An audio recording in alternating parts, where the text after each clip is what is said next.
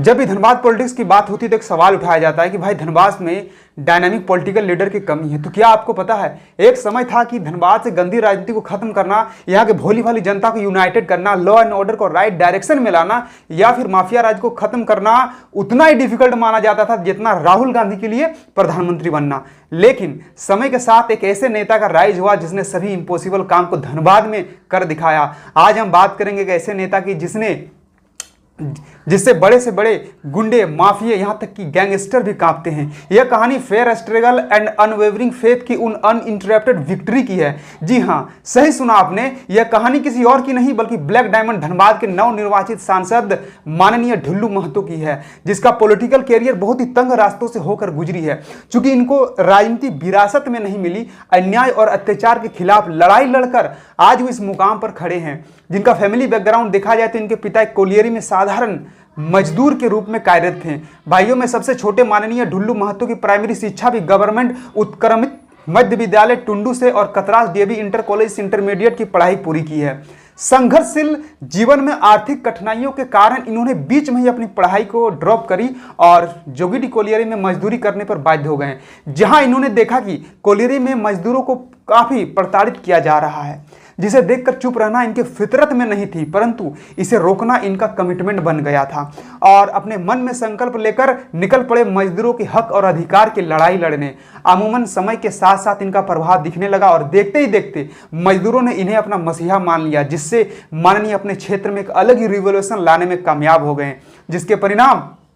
इन्होंने इज्जत और शोहरत मिलना शुरू हो गया। वो लगातार आम लोगों से मिलकर उनकी समस्या को दूर करने लगे और इनकी लोकप्रियता दिन ब दिन बढ़ती चली गई, जिससे बाहुबली नेताओं की मन में यह बात खटकने लगी।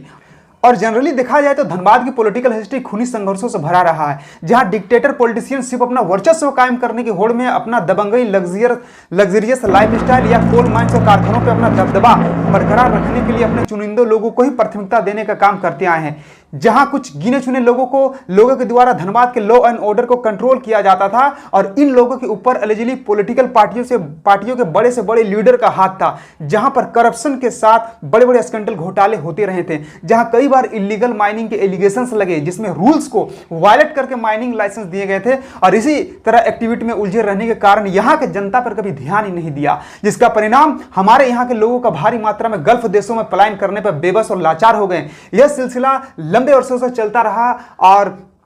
इन सभी वायलेंस को रोकना इनके लिए आसान नहीं था। लेकिन साल 1999 में इनके जीवन में एक टर्निंग पॉइंट आता है। जी हां, बोकारो के विधायक रह चुके वरिष्ठ नेता समरेश सिंह से इनकी मुलाकात हुई, जिनका सपना था धनबाद से सांसद बनने का। हालांकि यह सपना उनका अधूरा रह गया। ऐसा कहा जाता है कि श्री सिंह ने अपने राजनीतिक जीवन में न केवल विधायक बने बल्कि विधायक बनाए भी है और यही कारण है कि राज्य के दो अहम नेता समरेश सिंह को अपना राजनीतिक गुरु मानते हैं, जिसमें धनबाद के सांसद ढुल्लू महतो और झारखंड विधानसभा के विपक्ष के नेता अमर कुमार बावरी शामिल है। और इसी तरह समय के साथ साथ दादा के नाम से विख्यात श्री सिंह जी का विश्वास इन पर बढ़ता चला गया, जो इनके कार्यों से बेहद प्रभावित थे। परिणाम स्वरूप साल 2000 में श्री सिंह ने हमारे वर्तमान सांसद महोदय को टाइगर की उपाधि दे दी और धीरे धीरे ये नाम पूरे बागमारे में गूंजने लगी, जिसकी लोकप्रियता को देखते हुए श्री महतो ने टाइगर फोर्स नामक संस्था का गठन किए, जिसका उद्देश्य था कि क्षेत्र से गुंडे, माफिया, रिश्वतखोर, illegal mining, illegal iron production और इनके सिंडिकेट्स को जड़ से खत्म करना। और धीरे धीरे इस संगठन की गूंज कोयलांचल ही नहीं पूरे राज्य में आग की तरफ फैल गई। समय बीतने के साथ साथ इन्होंने एक ऐसा समय लाया कि फिर कभी पीछे मुड़कर नहीं देखा, और वो समय था साल 2009, जब झारखंड विकास मोर्चा के सुप्रीमो बाबूलाल मरांडी ने श्री महतो को अपनी पार्टी से बागमारा विधानसभा का टिकट दिया और 56,026 मतों से उन्होंने जीत हासिल की। परिणाम दिग्गज नियरेस्ट राइवल जलेसर महतो को पछाड़ दिया और इस तरह बागमारा विधानसभा से पहली बार जीत हासिल की।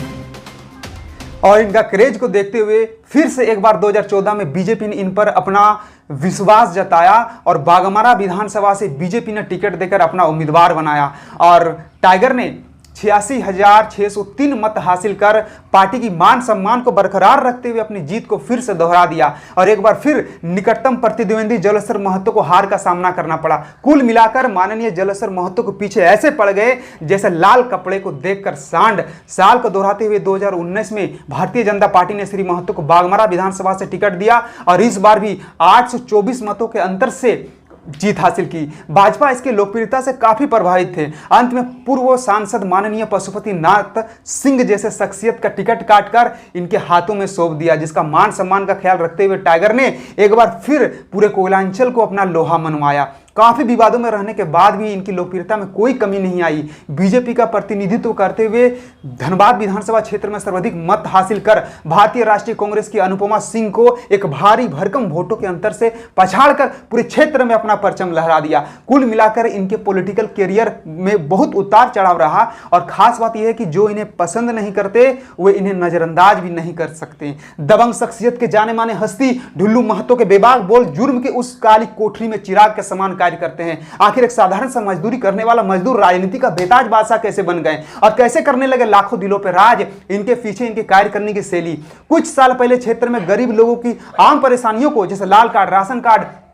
जाति प्रमाण पत्र, बिजली, पानी, हॉस्पिटलिटी जैसे समस्याओं का समाधान करवाने में लोगों के चप्पल घिस जाते थे और इस समस्याओं को सुलझाना लगभग असंभव था, क्योंकि ऑफिस में बैठे क्लर्क से लेकर अधिकारी तक अपने आप को ऑफिसर समझ बैठे थे और इनसे अगर कोई काम करवाना हो तो इनके दलाल पकड़ के पहले दान दक्षिणा चढ़ाना पड़ता था। लेकिन इन सभी कार्यों के लिए सांसद महोदय ने अपने प्रतिनिधि बड़े भाई बाघमारा भावी विधायक श्री शत्रुघ्न महतो प्रत्येक दिन अपने आवास पर जन सुनवाई का कार्यक्रम चलाते हैं, जिसके तहत आम जनों की समस्याओं को निवारण किया जाता है। श्री शत्रुघ्न महतो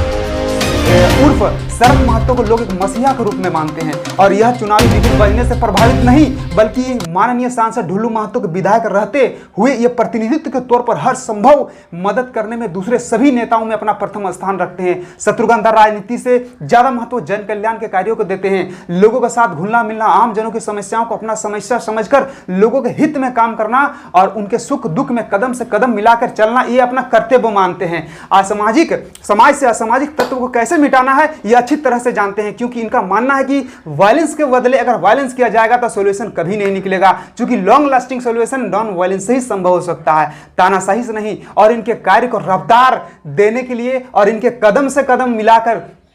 अहिंसा परमो धर्म की मार्ग पर चलने वाले कुछ लोग हैं जो अपना व्यक्तिगत जीवन से ऊपर उठकर जन कल्याण के कार्यों में दिन रात लगे हुए हैं, जैसे सूर्यदेव मिश्रा, सरोज विश्वकर्मा, राजेश स्वर्णकार, पिंटू दे, अजय कुमार दाम, मिंटू चंद्रा, सहदेव रवानी, गौतम दे, विवेक हजारी जैसे लोग दशकों से जनहित के लिए कार्य में लगे हुए हैं। तो दोस्तों, शत्रुघ्न महतो आज 20 साल से राजनीति में सक्रिय होकर सामाजिक क्षेत्र में कार्य कर रहे हैं, लेकिन आज तक इन पर एक भी ऐसे एलिगेशन नहीं लगे हैं जिनमें कहा जाए कि शरद दा ने सिर्फ अपनी स्वार्थ के लिए, अपनी जाति के लिए, अपने लोग के लिए, अपना परिवार के लिए काम किए हैं, बल्कि ये इन सभी चीजों से ऊपर उठकर गांव हित में, प्रखंड हित में, जिला हित में कार्य कर अपना पूरा समय पीड़ित, शोषित और मजदूर लोगों के बीच बिताकर हर समस्या को जड़ से खत्म करने का काम करते हैं। इनका यह दरिया दिल देखकर दूसरे विधानसभा क्षेत्र के लोग भी मदद की गुहार लगाने इनके पास पहुंच जाते हैं, जिनका समस्या का समाधान भी इनके द्वारा किया जाता है। नमन ऐसी शख्सियत को जिसने पूरे क्षेत्र को अपना परिवार मान लिया हो, नमन ऐसे बेटे को जिन्होंने लोगों के दुख दर्द को अपना दुख दर्द समझ लिया हो, नमन ऐसे भारत मां के बेटे को जिन्होंने अपने व्यक्तिगत जीवन को